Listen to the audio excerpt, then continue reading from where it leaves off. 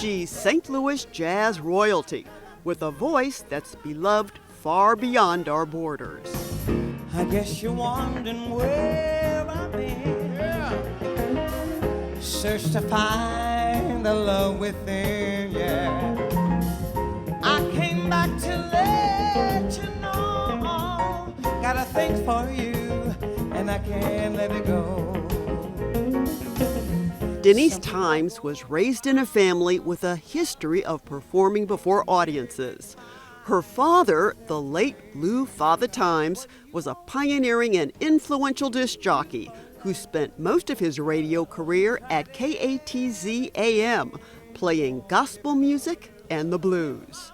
I just grew up with music and listening to my dad on the radio. And of course, everybody knows Aretha Franklin was my favorite. I wanted to be Aretha Franklin. And like Aretha Franklin, Denise Times' love of music was nurtured in church. In fact, she originally planned a career singing gospel until she developed polyps on her vocal cords and had to be hospitalized. So when I got out of the hospital, I went to my dad's library of albums. I pulled out Carmen McRae, I pulled out Sarah Vaughan, I pulled out Nancy Wilson, Irene Reed, Doris Day, and an array of singers. And it was almost like, the Three Little Bears stories, like this little singer's too high, and this little singer's too low, but this singer is just right, and that was Carmen McRae. So that's who I listened to. I got all the rest of her albums and I started learning jazz.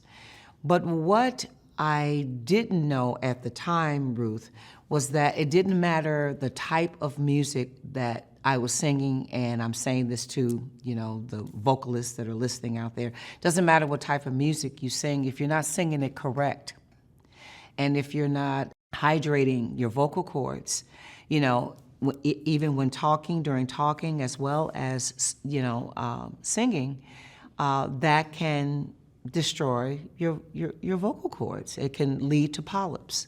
We have to be careful with the wear and tear on our vocal cords. You can't go and screaming, football games, things like that. I don't even go because I can't scream.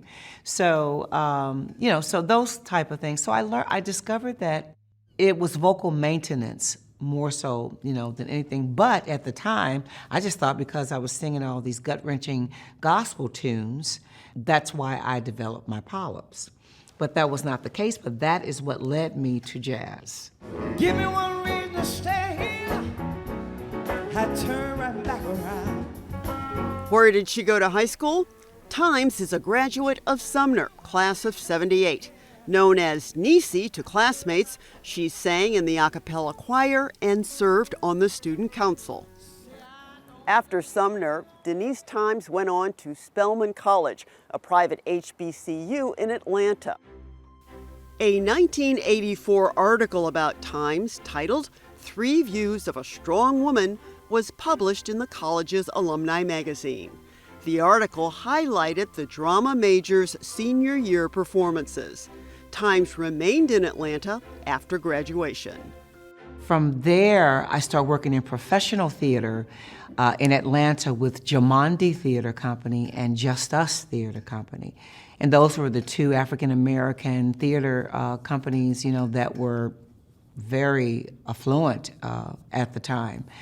And so I did a lot of things with that, and I did Ma Rainey's Black Bottom, which was by August Wilson.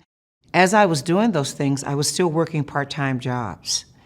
And then I worked a full-time job, and I was a recruiter for one of the HBCUs there. And then I got the opportunity to get casted in a show at Jamandi, quit my job, did that show, and afterwards there was not another show to go to. And so from that point, things got difficult. And I was staying at, some of my, fellow classmates' houses, and, how college kids, that college kid thing was still in me at the time. And so, it would be like 5 and 6 of us deep in one apartment, in a 1-bedroom apartment. That went on for a while. And then I decided I was going to come back to St. Louis. I didn't want to continue to live that way. and just try to figure out what was I going to do. That decision paid off. Over the years, Times has performed in a long string of productions, including several staged by the St. Louis Black Repertory Company. Another play by August Wilson, Joe Turner's Come and Gone, is among them. And as she was developing her theatrical resume, Times was building another as a singer. If you're a hardcore jazz fan with a good memory, you may recognize the building behind me at the corner of Rosalie and Pope. It used to be the Moose Lounge. Denise Times sang there early in her professional career. Because there was something about the Moose Lounge and jazz at that time. And my mother was a little reluctant, and she was saying, well, I don't know, and this and that and that. So I said, Mom, it's a rites of passage. You have to do the Moose Lounge, if you're gonna do jazz, So my brothers, the Bosman twins, they would always receive me, open arms and let me sit in and perform there until the owner actually gave me a date on my own. And that was really where I found my voice, and especially in jazz. The late trumpeter and jazz educator Clark Terry, along with his wife, were also supporters of Times. So I met Mr. Terry in the winter of his life, and so I wasn't able to do a lot of things with him. His wife, Gwen, decided to do the Clark Terry Jazz Festival in her hometown. So I had the opportunity to do the very first Clark Terry Jazz Festival, which was a lot of fun and just incredible. So he is and was an incredible man, and his wife is pretty darn special too. With success came some surprises. Remember when Denise Times said she wanted to be Aretha Franklin? Well, she may have done the next best thing after her idol saw Times perform at a birthday party. Aretha Franklin then called Times to ask her to sing at the Queen of Soul's own birthday bash in 2014. When she called me, the number came through, like as if it was a spam or and I answered the phone a little abrupt, hello, and the voice on the other end said, hello, may I speak with Denise? And I said, speaking. And she says, Denise, hi, this is Aretha Franklin. And I paused, and I paused, and I paused. And I said, hello, Miss Franklin. And she said, I saw you at Hall's birthday party and blah, blah, blah. And I want you to sing for my 72nd birthday party that's going to be in New York City. I said, yes, ma'am. And she says, and, I really like what I heard and blah, blah, blah. I said, yes, ma'am. She said, what's all this yes, ma'am stuff? You know spring chicken. I said, yes, ma'am. Another thrilling experience for Times happened several years earlier during a visit to the U.S. by Queen Elizabeth II. Times sang at a private dinner gala for the Queen at the British Embassy, attended by President George W. Bush and other dignitaries. I'm still pinching myself. What a grand opportunity that was.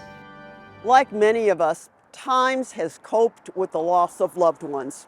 Her mother, Mildred Times, died of pancreatic cancer in 1997. The experiences of Mildred and her family inspired Denise to establish the Mildred Times Foundation for Pancreatic Cancer.